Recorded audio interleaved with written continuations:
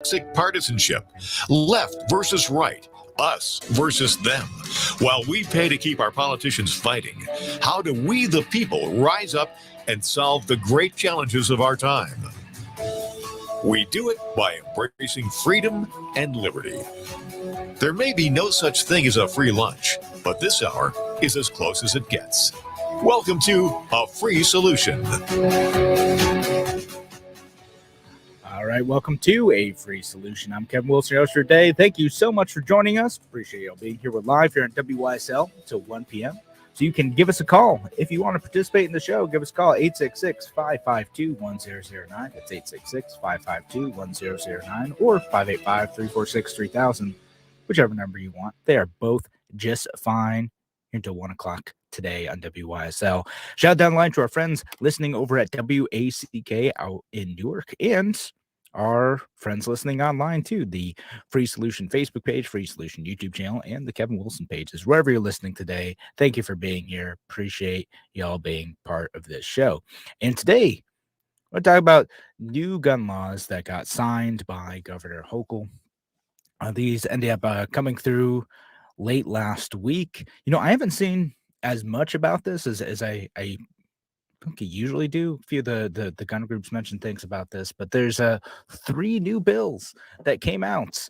Now, the way they're presented, of course, is that they are going to solve the gun violence issue.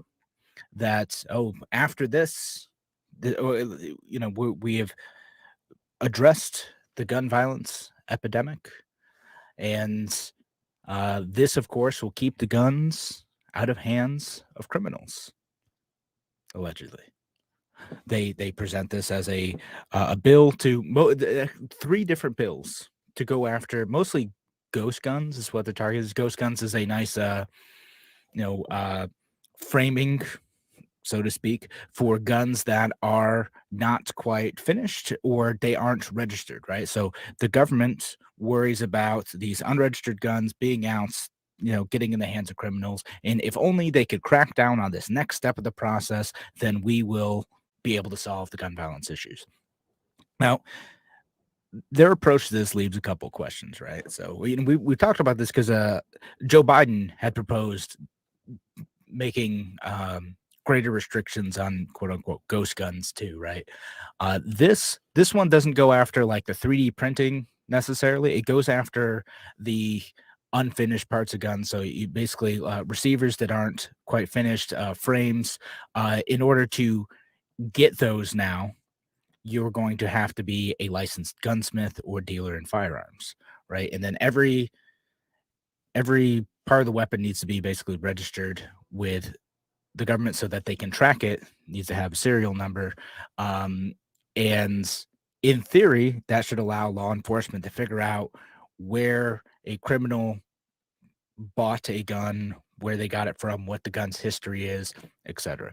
Now, things not considered in this is that criminals might ignore the law anyway. I know, wild thought that perhaps people who intend to do harm and don't want the firearm that they used in commission of a crime to be traced back might go ahead and just do this stuff anyhow. I know, weird to think that might happen, but just because we have several gun parts that you're able to order right now and get and receive and in theory be able to build a firearm out of them. This is the scare tactic used, right? Like, you can build a ghost AR-15 by ordering these parts.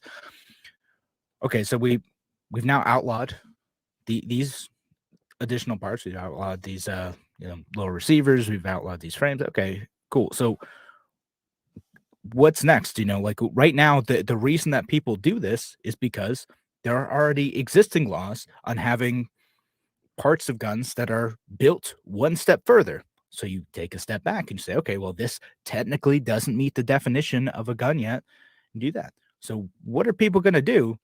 They're going to take it one step back. I mean, eventually we're going to get to the point where this gun legislation is basically outlawing hunks of metal, because that could, in theory, be turned into a gun. No, you're going to have a license to buy a block of metal and some pipes, because what if someone could turn that into a ghost gun? I mean, again, I get that law enforcement has challenges with finding people who are using weapons in whatever crimes they're doing. I get that. That it's terrible, and that is a tough challenge for folks to be able to deal with. This is not going to solve that underlying issue. This isn't going to solve the issue of criminals using guns that have been modified in some way or built in some way that are difficult to trace back. If someone wants to do that, they're still going to be able to do those things. The work we have in front of us to combat gun violence is much more challenging.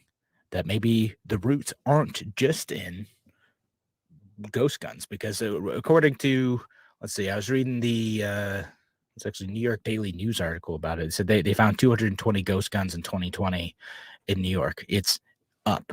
But at the end of the day, again, is this actually going to prevent people from being able to do this? Is this how most people get guns that they use for crimes? A lot of times what happens with these is people are using stolen guns, or sometimes they're using legally purchased guns in their name and committing crimes with those. That does happen sometimes, right? But a lot of times it's stolen guns, and that requires a different set of rules, different set of expectations on doing this. It requires responsibility on behalf of gun owners who need to make sure that they keep their weapons secured so that they don't get stolen. If you leave an unlocked firearm in your car and it gets broken into and stolen, well, yeah, you've done something dumb there. You got to not do that. That's where a lot of guns that end up in the street come from. It's dumb stuff like that. Don't do that as a gun owner. Don't be irresponsible. But there's always going to be a market for this stuff. As long as criminals want to have a gun that can't be traced back to them, right back to them, there's going to be people who are going to find a way to get those, either through stealing them or making them or bringing them in from out of state or whatever. There's always going to be a way to do that. Out of state, out of country, doesn't matter. So if that law isn't going to solve the gun violence issues, what is this going to accomplish? Well, what's going to accomplish is going to make things more difficult for gun hobbyists, gun enthusiasts, going to make things more difficult for gun dealers.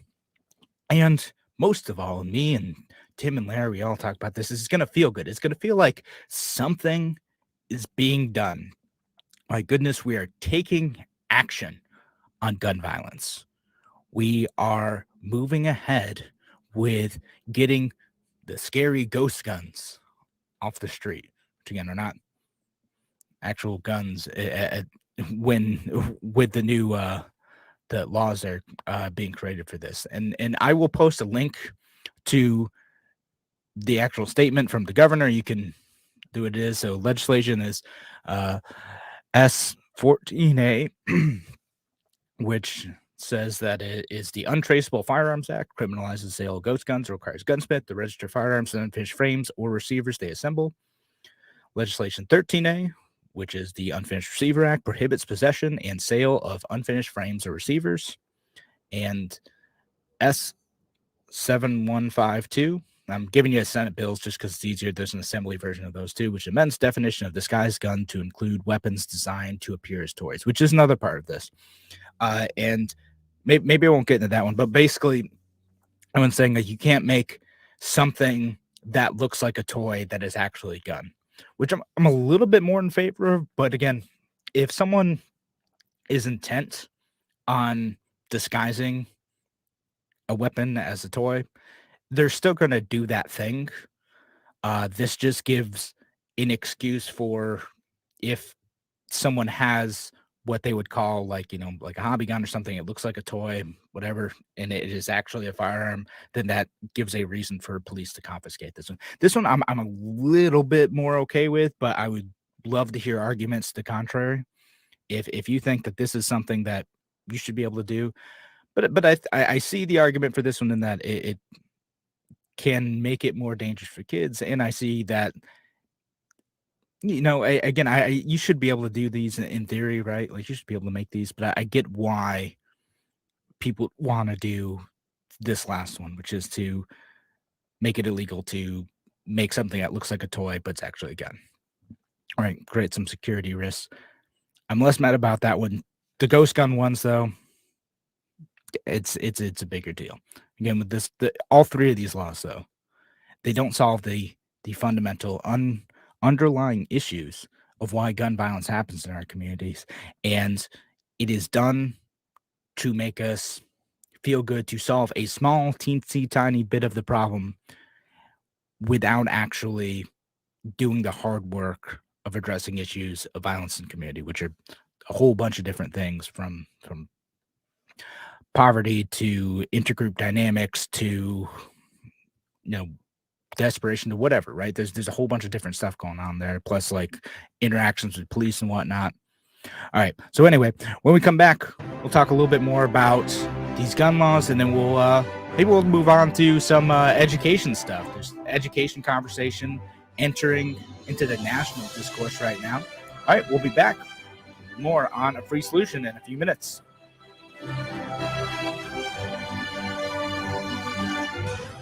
Your business relies on computers and technology to operate. Slow, unreliable networks and servers can cause unplanned downtime and affect your bottom line. The experts at Simple Tech Innovations are here to help. Their preventative maintenance program ensures that your computers and network are kept up to date and monitored for any issues, keeping your business running smoothly. They also help clients achieve HIPAA, PCI, and New York State cybersecurity compliance to keep your network safe and secure. Whatever your business IT needs are, Simple Tech Innovations should be your first call. They've won the Best in Rochester 8 years in a row and have an A+ Better Business Bureau rating. Call them today for a free consultation at 585-200-3182. That's 585-200-3182. Simple Tech Innovations.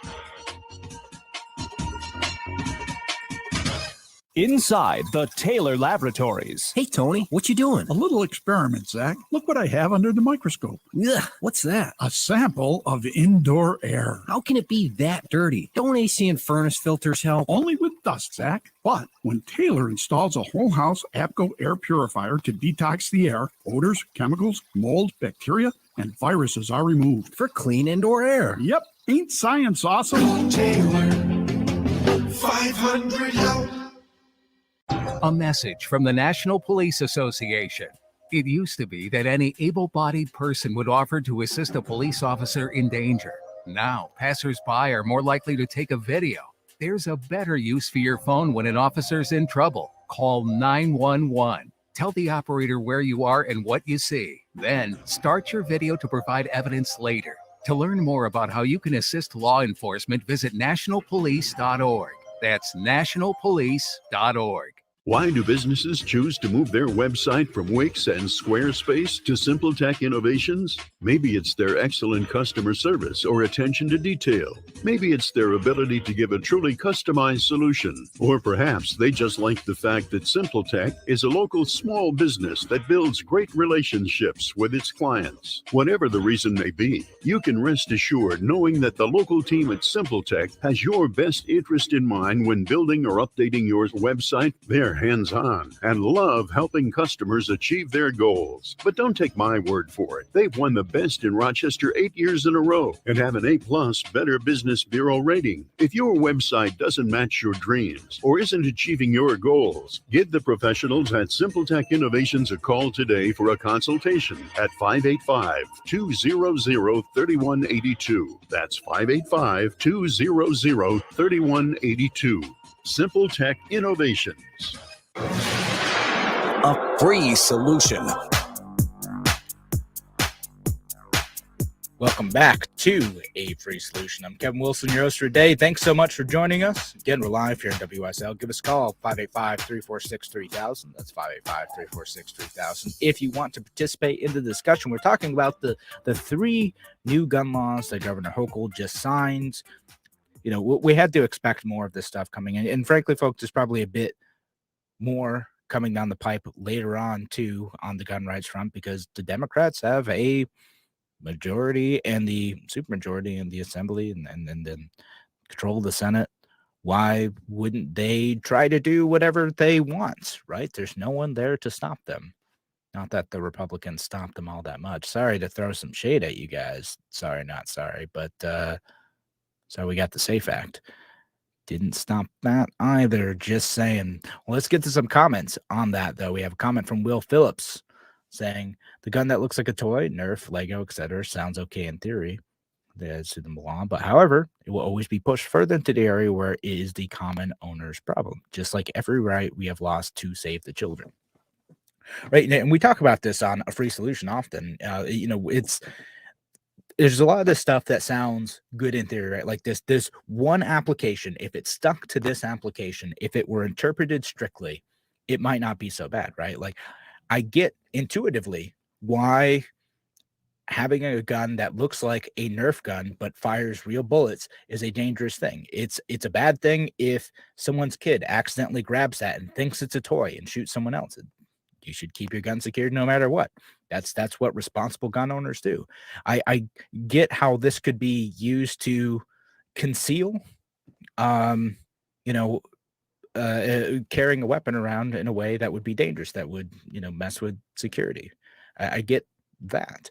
So like in the straightforward application of this, sure. But Will's right. Things tend to spin out of control really quickly, right? Like suddenly, like the state starts putting all sorts of other arbitrary requirements on the look of a gun more than they already have because, it's for the children. We have to find different ways to make sure that the guns that you have are going to be, safe or don't confuse law enforcement.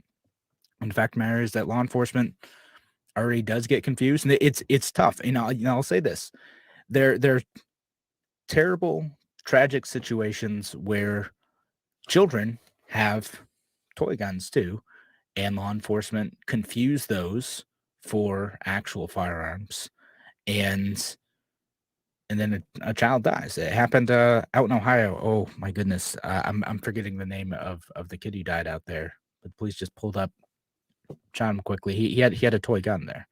Someone called it in as a real thing though, and that kid was killed.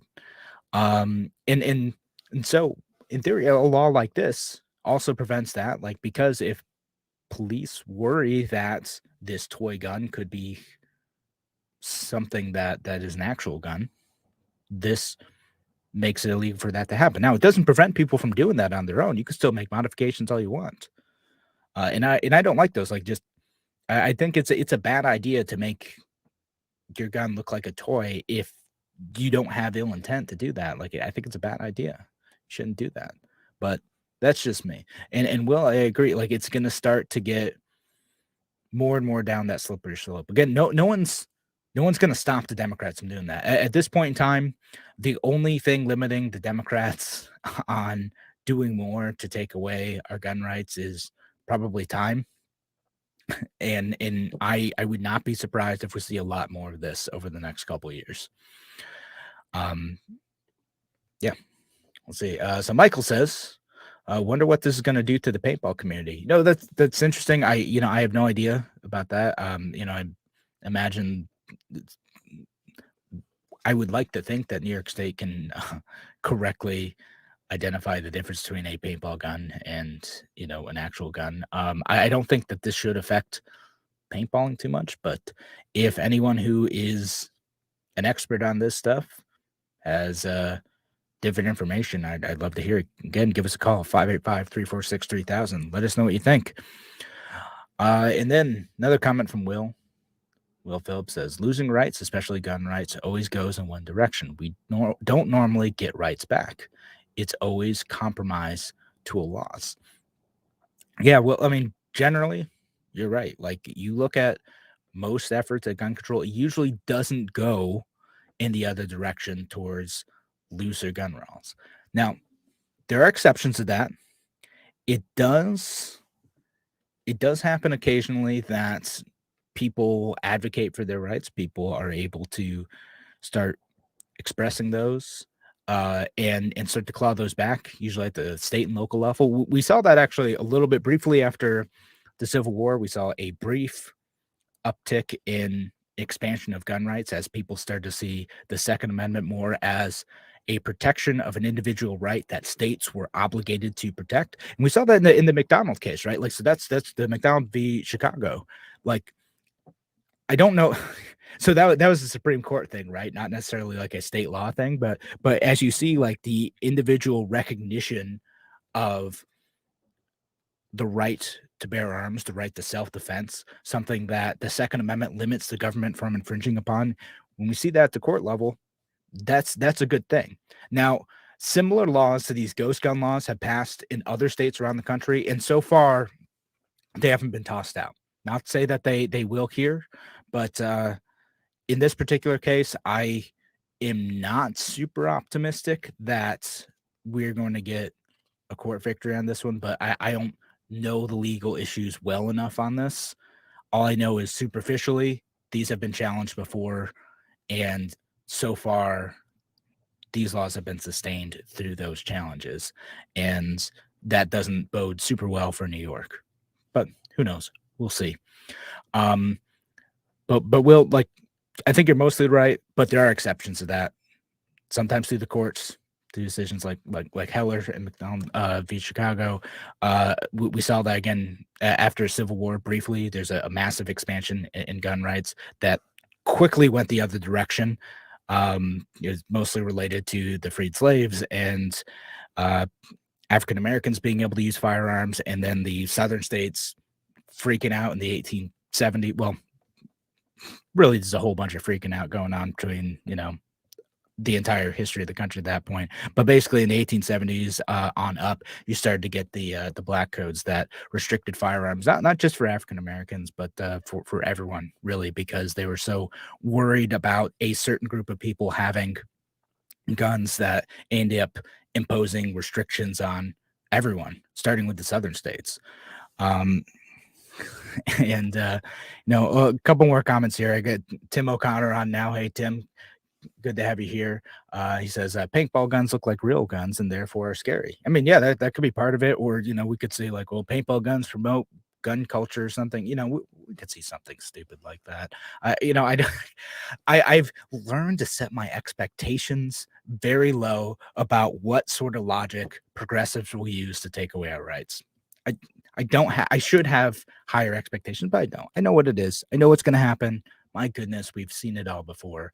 And he says, does anything bode super well for New York, Tim O'Connor? Yeah, no, not usually. It's with a lot of these things, I don't know what the future of our rights here. All right, and one more comment from Tim, because it's great. Lower your expectations. Oh, man. I don't know if I ever ended up talking about this article, the lower your expectations one. It wasn't as bad as I was worried it was going to be, but it's not great. But lower your expectations. That's what we can expect with our gun rights. That's what we can expect with our economy. Lower your expectations, folks. Just quit thinking that you're going to get these rights.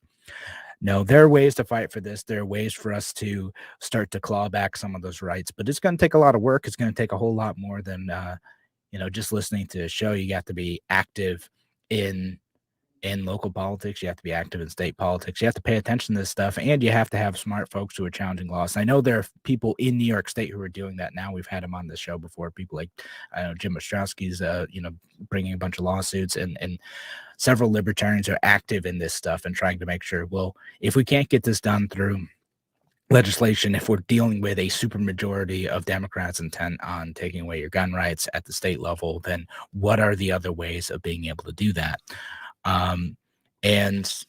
Interesting comment from Will. I don't know if we're going to be able to get to it before the full break, but Will says, when there's a supermajority is when I have problems with democracy and even republics, we're suffering under tyranny of majority. Yeah, that's an interesting thought, Will. It's does a majority always have a right to take away the rights of anyone, including a minority, right? That's one of the fundamental issues with democracies and democratic republics is what rights are not to be touched by a legislative majority, and where do you draw that? And that's what the Constitution is supposed to do. It's supposed to restrict the government from taking away those rights, even in situations where a motivated populist majority has control over a legislature.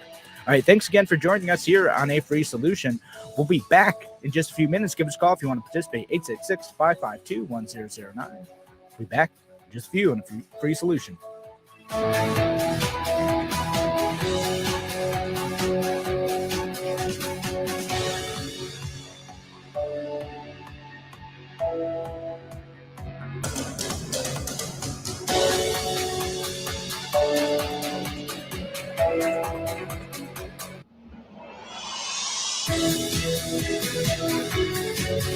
Fly the flag, stand for freedom.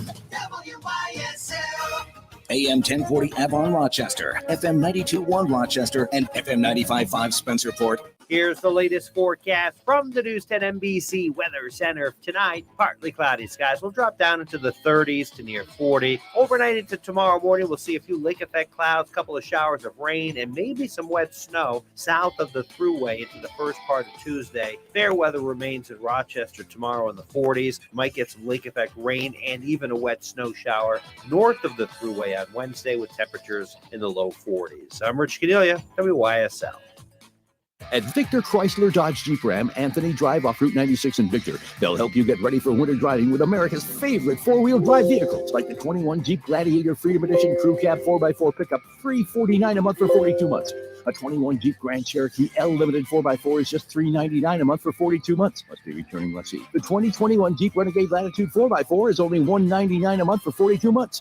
Must have Stellantis loyalty and be returning lessee. A 21 Ram 1500 Classic Warlock Quad Cab 4x4 pickup is just $179 a month for 36 months. Must have Stellantis loyalty and be returning lessee. Use 2 Ram coupons while supply lasts. Jeep, America's iconic four-wheel drive brand. $2,500 cash or trade and other conditions apply. Get full details from the dealer. Equipment and MSRP vary by model. We're here to fully serve Chrysler, Dodge, Jeep, and Ram customers in Victor, Canandaigua, Macedon, Fairport, and throughout the Metro and Finger Lakes. Winter's coming. Get the safety and security only Jeep can give. Victor Chrysler Dodge Jeep Ram 6560 Anthony Drive in Victor. Why do businesses choose to move their website from Wix and Squarespace to SimpleTech Innovations? Maybe it's their excellent customer service or attention to detail. Maybe it's their ability to give a truly customized solution. Or perhaps they just like the fact that SimpleTech is a local small business that builds great relationships with its clients. Whatever the reason may be, you can rest assured knowing that the local team at SimpleTech has your best interest in mind when building or updating your website. They're hands-on and love helping customers achieve their goals. But don't take my word for it. They've won the best in Rochester 8 years in a row and have an A+ Better Business Bureau rating. If your website doesn't match your dreams or isn't achieving your goals, give the professionals at SimpleTech Innovations a call today for a consultation at 585-200-3182. That's 585-200-3182. SimpleTech Innovations. At Springwater Amish Workshop, it's the end of the season sale on all outdoor furniture, including windmills, lighthouses, wishing wells, as well as furniture. Save on in-stock post-mount poly bird feeders, birdhouses, posts, and planters. They're reduced while supplies last. During this special clearance sale, Springwater Amish Workshop's ready to negotiate prices for certain pieces. Solid wood, American-made, pine country hutch, stained Michael's cherry, solid oak roll-top desk, stained provincial, pine 4-drawer dresser, stained a warm autumn wheat with smooth glide full extension drawers. Remember, the present furniture market requires long waiting periods for anything you order. Shop Springwater Amish Workshop and select the perfect piece that's in stock and ready to be yours now. Gazebos are still on sale, as well as a few in-stock storage sheds. Springwater Amish Workshop, 7936 Route 15 Springwater, open Monday through Friday 9 a.m. to 5 p.m., Saturday 9 a.m. to 3 p.m. Visit SpringwaterAmishWorkshop.com or visit them on Facebook. Call 585-669-9710. At Veterans Outreach Center, we do so much more than just provide services for veterans. Our one-stop shop model means that we provide a life-changing experience to our nation's heroes. If you're a veteran looking to change your life, or even just to connect with other vets, contact us today at 585-546-1081 or online at vocroc.org. Veterans Outreach Center, serving those who serve us. Every day, Isaac technicians provide expert installation, repair, and maintenance. From Buffalo to Syracuse, Rochester to the Finger Lakes and Southern Tier, our technicians make Isaac the trusted source for home comfort. It's a level of trust and confidence earned by improving the quality of life for many happy clients. This fall, we're offering a Lennox furnace with no interest and no payments for 12 months. Thank you for your trust in Isaac. Visit isaacheating.com today. All-Star Custom Apparel and Design is your local source for outfitting your team, employees, customers, updating your logo, decaling your vehicles, and promotional items. Stop in and see us at our new location at 45 High Tech Drive in Rush. All-Star will get your name recognized. WYSL now conducts a test of the emergency alert system. This is only a test.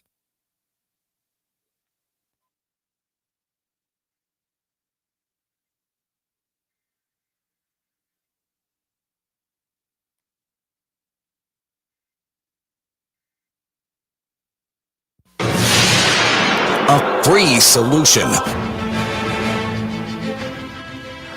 Welcome back to A Free Solution. I'm Kevin Wilson, your host for today. Thank you so much for joining us here. And, we're going to switch topics a little bit.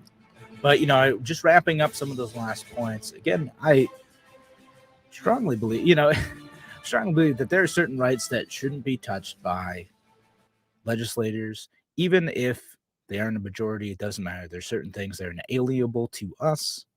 A lot of those rights are outlined in the Constitution, but there are certain rights that are natural. They're God-given rights. However you want to do that should not be touched by the legislature. The right to self-defense is one of them. Free speech and free assembly are another.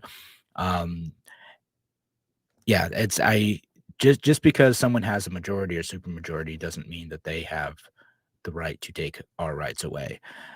Very frustrating. There's I think it's an old Winston Churchill saying that democracy is the worst form of government except for all the others. And I still believe in that. It is democratic republics are much better than the alternative of despotism under the rule of one person or one group of people. But my goodness, they can be messy and terrible at times. And another comment from John Mueller, who says that, in other words, they pass more garbage that will do nothing but inconvenience law-abiding gun owners. You're darn right, John. That's what that looks like. I do want to switch topics a little bit, though. If you have any more comments about the gun laws with Governor Hochul, glad to take those, glad to address those concerns. If you have any good points about those, happy to talk about it. But for now, we're going to switch over to education a little bit. And there's a couple education things on my mind that, kind of popped up over recent weeks. And I haven't had a chance to talk to them. I've been meaning to talk about them for a while. It's the stuff going on with the National School Board Association, the Justice Department, things like that. And so let's dive into that. So going back in September when this National School Board Association letter came out and said that it compared parents who are trying to address issues that they have with their local school board meetings to domestic terrorists. And now that sounds like an exact exaggeration, but just to quote this letter, says, as these acts of malice, violence, and threats against public school officials have increased, the classification of these heinous actions could be the equivalent to a form of domestic terrorism and hate crimes. To that end, they asked the U.S. Department of Justice to help out with addressing this domestic terrorism issue. Again, what this is, what the domestic terrorism that they're accusing parents of participating in is going to school board meetings and addressing concerns. Now, some of these folks have been rude and terrible. I get it. I mean, if you've ever been in a public meeting, my goodness, it's not just city council meeting or not just school board meetings, it's city council meetings. It's, if you don't remember the Tea Party days, people, want to shout at the member of Congress or whatever, but sometimes people get heated in public meetings. Like that is what happens. And it is on public officials to take those concerns because people are passionate about that, especially when it comes to their kids. Again, I don't always agree with the folks who are going in and going to these meetings and being jerks sometimes. Sometimes I do, sometimes I don't. There's folks who are concerned that, their 5, 6, 7-year-olds are required to wear a mask, sometimes outside for some ridiculous reason. There's some folks who are concerned about critical race theory being taught in schools. We've addressed that issue a little bit. We talked about that. Whether or not we should ban that altogether, vaccine requirements, and just kids being able to get into school too, right? Like in some places, including here in New York, you have these like exposure incidents, right? Like, so it'll be like, well, here my 6-year-old who's been masked all day, it is hanging around like vaccinated teachers. Like one kid may or may not have had COVID, so we got to send half the class home until like into quarantine until like they prove that they don't have COVID, even though by their own definitions, a lot of times the CDC, they are a low risk of exposure, given the precautions that they're taking, given distancing, given masking, given the vaccination of people who are most likely to spread COVID. You got to send your kid home for a couple days.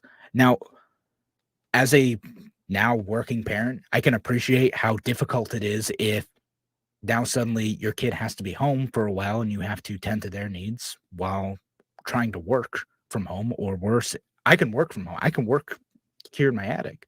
But a lot of folks, they can't. They got to go to a place. So what do you do with your kid? These schools aren't fulfilling the promise of being able to take your kids during the day and educate them, and they're constantly being sent home for these reasons. That's upsetting. So parents have gone and expressed those concerns to school boards. Again, not always in the nicest way. I get it. But now you got this National School Board Association, which called them domestic terrorists. They ended up walking that back because they got so much heat from their own board and from all the state affiliates, many of which decided to disaffiliate over this thing. New Hampshire, I know, disaffiliated over this issue. And they walked it back because they called people who are expressing these concerns domestic terrorists. Now, if folks get out of hand, is that tantamount to domestic terrorism? Of course not. And the Justice Department should have taken this letter and said, yeah, okay, appreciate your concern. This is a matter for local law enforcement. That's what a responsible Justice Department would have done. Now, did they do that? No, of course they didn't. And you got some goofy sound bites that popped up over this. Now, did Merrick Garland say that? Did he call parents domestic terrorists? No, he didn't do that. And that's what a bunch of the progressive headlines are saying. Merrick Garland never said this thing, that the domestic terrorist thing never came out of the mouths of the Justice Department. That's true. That's technically true. But the actual thing is, though, that they did, in fact, form a task force to address this issue. And I'll link to that. There's a memo here from the U.S. Department of Justice saying, okay, we're going to look into this. There's a rise in harassment, intimidation, threats of violence against school board members, teachers, and workers in our nation's public schools. And they're now putting together a FBI and U.S. Attorney's Office's task force to try to address this. This does not need to be a federal thing. It absolutely should not be a federal thing. There are very few instances of actual violence happening at these school board meetings. There's instances of trespassing. There's occasionally people who fight. But why can't local police offices and sheriff's offices take care of that stuff? Let the local county. And I talked about it because stuff has happened around here too. There's a few parents who got cited for trespassing at like the Hilton School. There's another parent or another person who was cited for trespassing at Fairport and got taken out in cuffs. And this does not need to be an FBI thing. The FBI doesn't need to be looking into what is happening at these local school board meetings. We can address it with the sheriff. For or against having people cited for trespassing, that's not something Merrick Garland needs to deal with. It's something we can address with locally Todd Baxter. It's something we can address with the local police departments and the local school boards in negotiating what happens at these meetings and what sort of decorum is allowed and when law enforcement intervention is justified. I don't want the national level, the people in Washington who are trying to shut down discussion of these issues to get involved here. We have to let, if we're going to have a democratic republic, we have to let people express their passions about their issues in public meetings like this. That's how the democratic process is supposed to work if we're going to have that process at all. And this is why I led off this segment with saying, democracy is the worst form of government except for all the others. Because we have an alternative here where we can get by fiat this directive from some guy in Washington, D.C. who knows nothing about what life is like here in Western New York, who can make the rules for us and who is completely unaccountable Now, sure, he's accountable because we elect the president or whatever. No, like that is not close enough for us to be able to figure out what is the right balance of what sort of behavior is acceptable in school board meetings here locally. And not for nothing, but given Merrick Garland's record and his complete trust of whatever the government's doing, look into it, just always deferring to whatever the government doing, it's right. Yeah, I don't trust that guy to make those decisions for us. And so when we come back, I got a couple comments here, and we'll keep talking about this issue too. Education and how we as parents at the local level, at state level, wherever, can start to take more control of our kids' education. Thanks again for joining us here on A Free Solution. Give us a call if you want to participate, 585-346-3000. That's 585-346-3000. We'll be back on A Free Solution in just a minute.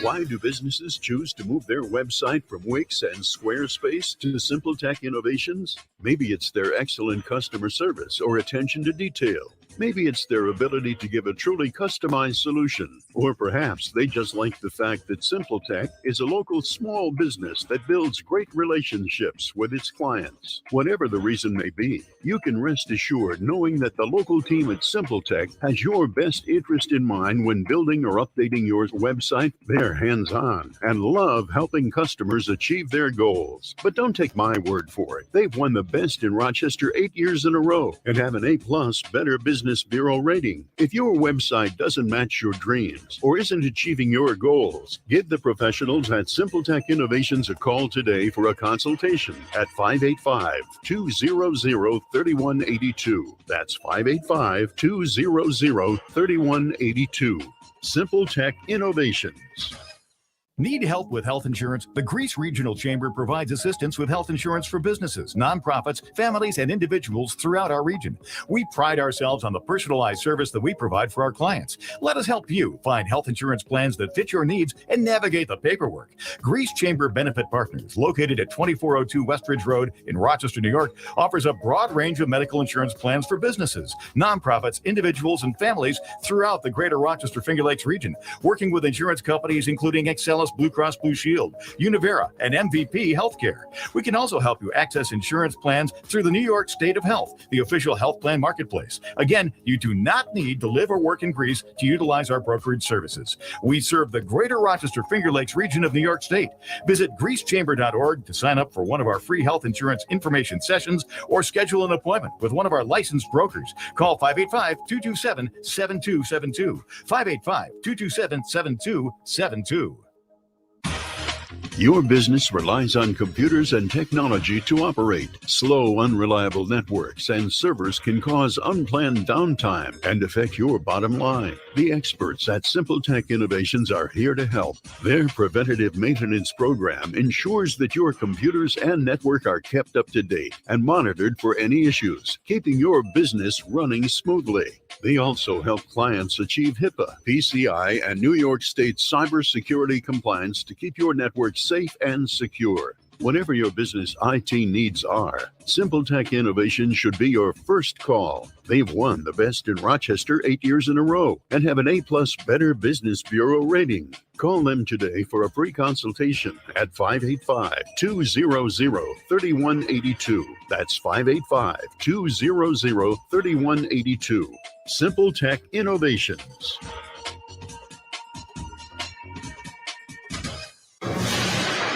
A Free Solution.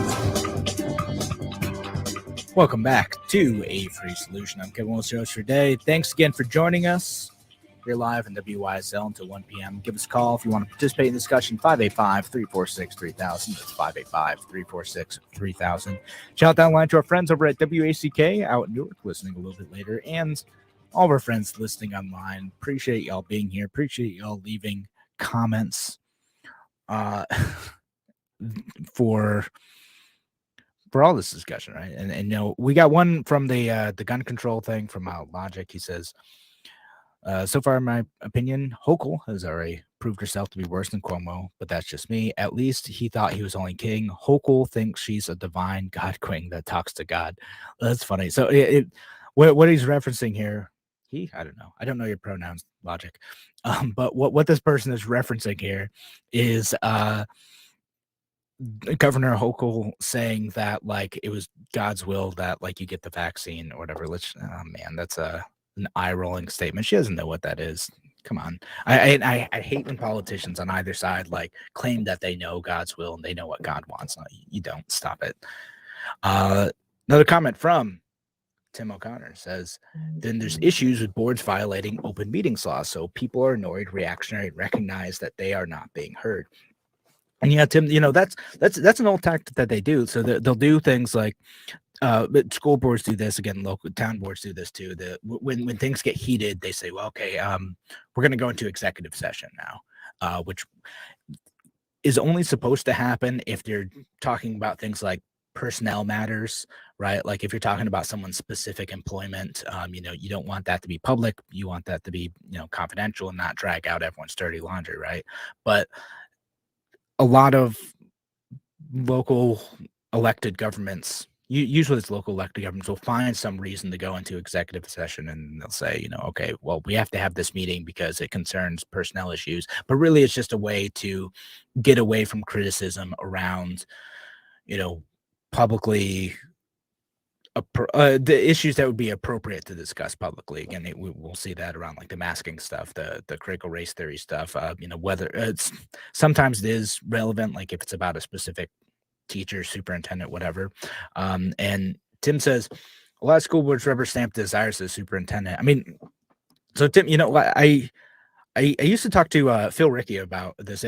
Phil Rickey, I think he's been on here before. He's certainly substituted in the past for shows on the station, but he was on a school board out in Batavia for a while. The hard part is it's not even just the desires of the superintendent. It's usually the desires of the state. School boards have very little flexibility on what they're able to do if they want to continue receiving the funding that they get to be able to do all the things that they have to do, right? It's like an unfunded mandate type of thing, right? So like if you want to be able to, participate in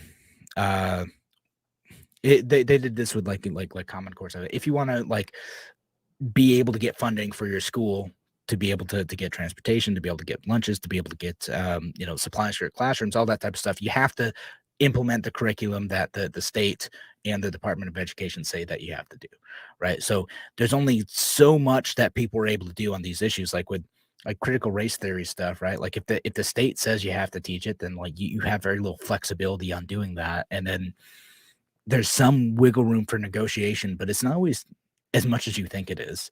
A lot of times they are approving the budgets because that's what the state said. Now, not always. There's some stuff that does happen. We see the same problem at the county level too. It's that there's so little room for actual change, budget proposals that go beyond what the state directs them to do. That's not that the positions are totally useless. It's just that they're very restricted. I mean, I think it's a fair point. I just don't think it's a superintendent that's doing this, Tim. And to that end, like, how do we get out of this? It's been fascinating watching some of this debate happen in Virginia right now. They have a governor's race and like there's no other like national election. So everyone, they look at Virginia, see what they're doing. They have a governor's race. Terry McAuliffe is running for his non-consecutive term here. And he was looking to shoe in the win until he had a bit of a gaffe where he said that he thought that parents shouldn't have control over their education. And so because of this, actually, no, let me get the exact quote. I want to get it right. Get it fair. I don't think parents should be telling schools what they should teach. And in Virginia, they have the same thing that we have around here, right? Where people are going to local school board meetings and they're getting upset and they're talking about issues and advocating for their kids, right? So Terry McAuliffe was trying to think of a way to address this, and that's what he comes out with. Wow. And this is someone who, again, Democrat, he sends his kid to private schools. Of course he does. And now there's a debate about education in this state. And the Republican, for his part, Glenn Youngkin, has a couple interesting proposals. One is basically to expand charter schools, which fine. I think that's not a bad thing. And then the other one is ridding political agendas from the classroom by banning critical race theory. That's second one, the banning critical race theory, is imposing, in a sense, a political agenda on the classroom, right? Like, so then now every election cycle, Virginia, if they were to pass that, is going to have a debate about whether or not they're teaching critical race theory in the classroom. Now, the other proposal, though, expanding charter schools, well, I think that's a viable option, right? Giving parents and kids more opportunities to be able to go into alternative learning environments. But there's big asterisks on that. It only makes sense if those charter schools and also homeschooling programs and other alternative private schools aren't so restricted by the state that they have literally no flexibility in pedagogy, curriculum, any of that stuff. If they're so restricted in the state that they essentially look like public schools, well, then there's not much point to that. If we really want to move beyond these ridiculous debates, it's finding more and more ways for parents to take direct control over their education. It's not just going after local school boards. I get that that's a thing. I get, and I'm not discouraging anyone from running for local school boards. You do have some power there. I'm just saying that a lot of that is locked in by the state, and it's much more difficult, particularly in New York, to make a difference in this realm. I would rather get around the government process altogether and just say, okay, what are ways in which I can have as little government control over my child's education and allow markets to have a greater role in finding education institutions, not just at the college level, but at the high school, middle school, and elementary level as well. How can we make sure that there are ways to access this, not just from a restriction point of view, but also from a funding point of view, right? If we're gonna all pay taxes to public schools, shouldn't parents be able to use that tax money however they want to make sure that they can provide education for the kids? Right now, if you want to homeschool, you're still going to pay taxes. It's still going to go to either the state or to the local government, depending on what district you're in. But you can't claw that money back and use that to further your kids' education if you don't want to opt into a public system. Again, I live in the city of Rochester, so if you're following any of the news there, you're following any of the safety concerns there in Rochester, it's like, do I want to send my kid there? As of right now, no. I mean, it's still a few years off. Things are going to change between now and then, but my goodness, I can't blame parents for not wanting to be part of this system. And the alternative isn't to implement your own will over that system. It's not to turn it into a Republican-run school system or Democrat-run school system, whatever. It's to allow parents themselves to have that control, that agency over their child's education. There we go. If we have all that, we're not going to have all these ridiculous political fights all the time.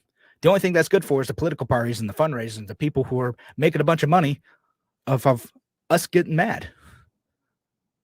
I ain't making any money off of this, guys. I'd break to you. So I'm just bringing you solutions. That's my goal. All right.